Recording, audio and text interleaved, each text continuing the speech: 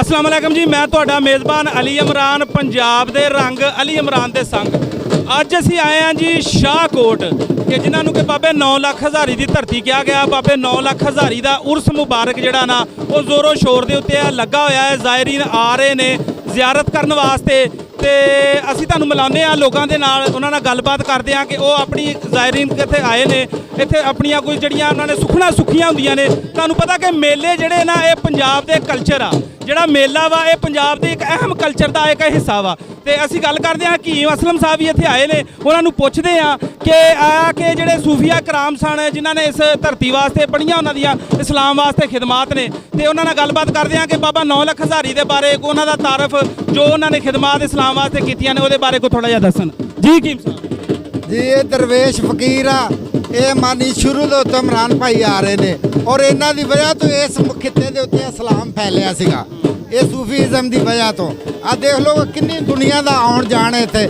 ਜਿਵੇਂ ਬਾਬਾ ਬੁੱਲੇ ਸ਼ਾਹ ਸਰਕਾਰ ਲਿਖਦੇ ਨੇ ਬਈ ਆ ਦੇਖ ਦਰ ਫਕਰਾਂ ਦੇ ਦੀਵੇ ਬਲਦੇ ਨੇ, ਤੇ ਦੀਵੇ ਦੇਖ ਲਓ ਬਲਣ ਡਏ, ਸਦੀਆਂ ਤੋਂ ਬਲਣ ਡਏ ਨੇ ਇੱਥੇ, ਤੇ ਬਲਦੇ ਹੀ ਰਹਿਣੇ ਆ। ਲੋਕ ਆਪਣੀ ਅਕੀਦਤ ਨਾਲ ਆਉਂਦੇ ਆ, ਸਲਾਮ ਕਰਦੇ ਆ, ਚੱਲ ਜਾਂਦੇ ਆ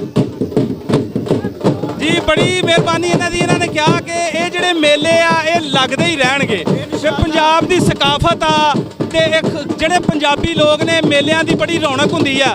ਪਿੱਛੇ ਜੇ ਕਰੋਨਾ ਦੀ ਵਜ੍ਹਾ ਦੇ ਨਾਲ 2-3 ਸਾਲ ਮੇਲਾ ਨਹੀਂ ਲੱਗ ਸਕਿਆ, ਤੁਹਾਨੂੰ ਪਤਾ ਹੈ ਕਿ ਸਿਕਿਉਰਿਟੀ ਰੀਜ਼ਨ ਵੀ ਸਨ, ਫਿਰ ਕਰੋਨਾ ਦੇ ਵਿੱਚ ਲੋਕ ਇਕੱਠੇ ਨਹੀਂ ਸੀ ਹੁੰਦੇ ਆ, ਤੇ ਹੁਣ ਤੇ ਹੋਰ ਸਾਰੇ ਕਾਫੀ ਲੋਕ ਆਏ ਨੇ। ਅਸੀਂ ਉਹਨਾਂ ਨਾਲ ਗੱਲਬਾਤ ਕਰਦੇ ਹਾਂ, ਇੱਕ ਬਜ਼ੁਰਗ ਵੀ ਨੇ, ਉਹਨਾਂ ਨਾਲ ਗੱਲਬਾਤ ਕਰਦੇ ਹਾਂ ਕਿ ਤੁਸੀਂ ਮੇਲੇ ਤੇ ਆਏ ਹੋ, ਤੁਹਾਡੇ ਕੀ ਤਾਸਰਾਤ ਨੇ। ਅਸਲਾਮ ਵਾਲੇਕਮ ਬਾਬਾ ਜੀ। ਵਾਲੇਕਮ ਅਸਲਾਮ। ਬਾਬਾ ਜੀ ਕਿੱਥੋਂ ਆਏ ਜੀ?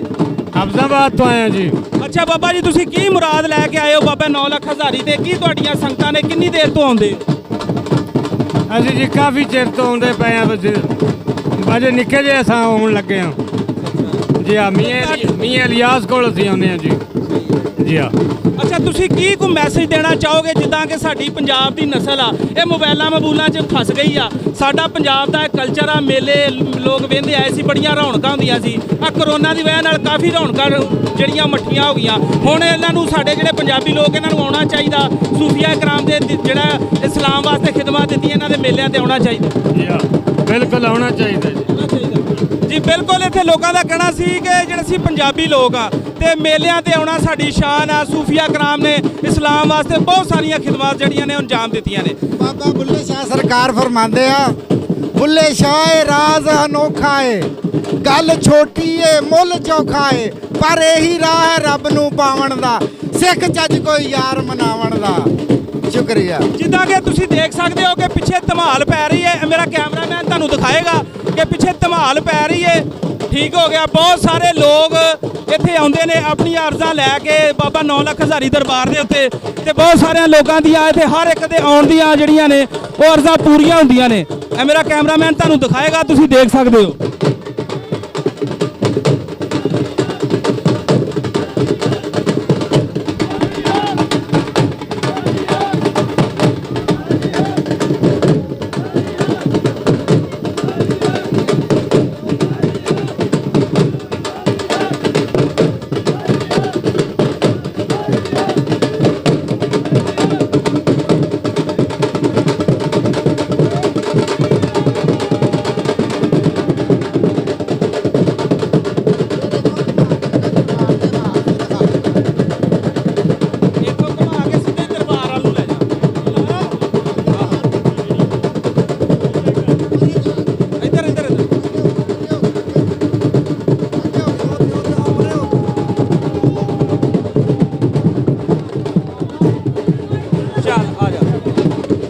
ਕਰਾਵਾਂਗੇ। ਤੁਸੀਂ ਦੇਖਿਆ ਕਿ ਮਾਸ਼ਾਅੱਲਾ ਬਾਬੇ 9 ਲੱਖ ਹਜ਼ਾਰੀ ਦਰਬਾਰ ਤੇ ਰਸ਼ ਲੱਗਿਆ ਪਿਆ ਵਾ।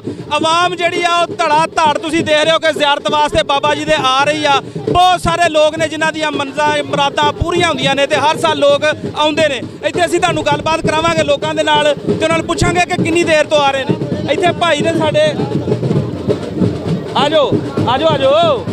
ਉਹ ਕਈ ਲੋਕ ਤੁਹਾਨੂੰ ਪਤਾ ਕਿ ਕੈਮਰੇ ਦੇ ਅੱਗੇ ਆਉਣਾ ਵੀ ਜ਼ਰਾ ਝੱਕਦੇ ਨੇ ਤੇ ਇੱਕ ਸਾਡੇ ਭਾਈ ਆਏ ਨੇ, ਇਹਨਾਂ ਨਾਲ ਅਸੀਂ ਗੱਲਬਾਤ ਕਰਦੇ ਹਾਂ। ਅਸਲਾਮ ਵਾਲੇਕਮ ਜੀ। ਵਾਲੇਕਮ ਸਲਾਮ। ਅੱਛਾ, ਕੀ ਨਾਮ ਹੈ ਭਾਜੀ ਆਪਣਾ? ਮੇਰਾ ਨਾਮ ਸਾਨ ਅੰਜਰਾ। ਅੱਛਾ ਸਾਨ ਭਾਈ, ਤੁਸੀਂ ਕਿਦੋਂ ਦੇ ਮੇਲੇ ਤੇ ਆ ਰਹੇ ਹੋ? ਅਸੀਂ ਬਚਪਨ ਤੋਂ ਲੈ ਕੇ ਹੁਣ ਤੋਂ ਹੀ ਆ ਰਹੇ ਹਾਂ। ਅੱਛਾ, ਅਸੀਂ ਪੰਜਾਬੀ ਲੋਕ ਆ, ਸਾਨੂੰ ਅਸੀਂ ਮੇਲਿਆਂ ਦਾ ਬੜਾ ਤੁਹਾਨੂੰ ਪਤਾ ਸ਼ੌਕ ਹੁੰਦਾ। ਆ ਕਰੋਨਾ ਦਾ ਕਰਕੇ ਪਿੱਛੇ ਜੇ ਮੇਲਿਆਂ ਤੇ ਪਾਬੰਦੀ ਵੀ ਲੱਗ ਗਈ ਸੀ ਕਿ ਉਹ ਰਸ਼ ਜਿਹੜਾ ਹੁੰਦਾ ਸੀ। ਤੁਸੀਂ ਦੱਸੋ ਕਿ ਤੁਸੀਂ ਆਉਂਦੇ ਹੋ ਦਰਬਾਰ ਤੇ, ਤੁਹਾਡੇ ਦਿਲ ਨੂੰ ਕੋਈ ਰੂਹਾਨੀ ਸਕੂਨ ਹੁੰਦਾ, ਤੁਹਾਡੀਆਂ ਮੰਨਤਾਂ ਮੁਰਾਦਾਂ ਪੂਰੀਆਂ ਹੁੰਦੀਆਂ। ਕੋਈ ਸਾਡੀ ਆਵਾਮ ਵਾਸਤੇ ਮੈਸੇਜ ਦਵੋ, ਸਾਡੀ ਪੰਜਾਬੀ ਨਸਲ ਵਾਸਤੇ ਜਿਹੜੀ ਕਿ ਤੁਹਾਨੂੰ ਪਤਾ ਮੋਬਾਈਲਾਂ 'ਚ ਹੀ ਫਸ ਗਈ ਆ। ਜਿਹੜੇ ਕਿ ਸਾਡੇ ਰੂਹਾਨੀ ਇਹਨਾਂ ਨੇ ਪੇਸ਼ਵਾ ਸਨ, ਇਹਨਾਂ ਨੇ ਬਹੁਤ ਸਾਰੀਆਂ ਇਸਲਾਮ ਵਾਸਤੇ ਖਿਦਮਤ ਦਿੱਤੀਆਂ ਨੇ। ਇਹਦੇ ਬਾਰੇ ਕੀ ਕਹਿਣਾ ਚਾਹੋਗੇ ਸਾਡੀ ਪੰਜਾਬੀ ਨਸਲ? ਅਸੀਂ ਇਹ ਜਿਹੜੇ ਅੱਲਾ ਦੇ ਵਲੀ ਨੇ, ਇਹਨਾਂ ਦੇ ਦਰਬਾਰ ਤੇ ਆਉਣਾ ਚਾਹੀਦਾ ਹੈ। ਦਿਲ ਨੂੰ, ਰੂਹ ਨੂੰ ਸਕੂਨ ਹੁੰਦਾ ਹੈ। ਬੰਦੇ ਨੂੰ ਪਤਾ ਲੱਗਦਾ ਹੈ ਵੀ ਸਾਡਾ ਆਖਰਤ ਜਿਹੜੀ ਏ ਅਸਾਂ ਅੱਲਾ ਦੀ ਤਰਫ ਲੌਟ ਜਾਣਾ ਹੈ। ਸਾਨੂੰ ਦਰਬਾਰ ਤੇ ਆਇਆ ਸਾਡੀ ਰੂਹ ਨੂੰ ਸਕੂਨ ਹੁੰਦਾ ਹੈ। ਅੱਲਾ ਦੇ ਵਲੀ ਜਿਹੜੇ ਨੇ ਉਹ ਜ਼ਿੰਦਾ ਹੁੰਦੇ ਨੇ, ਉਹਨਾਂ ਦਾ ਫੈਜ਼ ਜਾਰੀ ਹੁੰਦਾ ਹੈ। ਅਸੀਂ ਅਲਹਮਦੁਲਿਲਾ ਬਚਪਨ ਤੋਂ ਲੈ ਕੇ ਹੁਣ ਤਾਈਂ ਆਉਂਦੇ ਹਾਂ। ਅਸੀਂ ਜਿਸ ਵੇਲੇ ਵੀ ਅੱਗੇ ਪਿੱਛੇ ਵੀ ਹਰ ਜੁਮੇਰਾਤ ਤੇ ਸਾਡੇ ਸ਼ਹਿਰ ਹੈ, ਅਸੀਂ ਜਿਸ ਵੇਲੇ ਵੀ ਆਈਏ ਸਾਡੀ ਰੂਹ ਨੂੰ ਸਕੂਨ ਮਿਲਦਾ ਹੈ। ਤੇ ਸਿਰਫ ਰਜ਼ਾਏ ਲਾਈ ਵਾਸਤੇ ਆਉਣਾ ਚਾਹੀਦਾ ਬੰਦੇ ਨੂੰ, ਹੋਰ ਕੋਈ ਦੁਨੀਆ ਦਾ ਲਾਲਚ ਨਹੀਂ ਹੋਣਾ ਚਾਹੀਦਾ। ਤੇ ਅੱਲਾ ਦੇ ਵਲੀ ਜਿਹੜੇ ਨੇ ਦਿਲਾਂ ਦੀਆਂ ਮੁਰਾਦਾਂ ਪੂਰੀਆਂ ਕਰਦੇ ਨੇ। ਬਿਲਕੁਲ ਜੀ, ਇਹਨਾਂ ਦਾ ਕਹਿਣਾ ਸੀ ਕਿ ਅੱਲਾ ਦੇ ਜਿਹੜੇ ਵਲੀ ਨੇ ਉਹ ਦਿਲਾਂ ਦੀਆਂ ਮੁਰਾਦਾਂ ਪੂਰੀਆਂ ਕਰਦੇ ਨੇ ਤੇ ਨਾਲੇ ਬੰਦਿਆਂ ਨੂੰ ਰੂਹਾਨੀ ਦਿਲ ਦਾ ਸਕੂਨ ਵੀ ਜਿਹੜਾ ਉਹ ਮਿਲਦਾ ਹੈ। ਤੇ ਅੱਜ ਦੇ ਵਾਸਤੇ ਇੰਨਾ ਹੀ। ਕੈਮਰਾਮੈਨ ਹਕੀਮ ਸਾਹਿਬ ਦੇ ਨਾਲ ਅਲੀ ਇਮਰਾਨ, ਪੰਜਾਬ ਰੰਗ ਟੀਵੀ।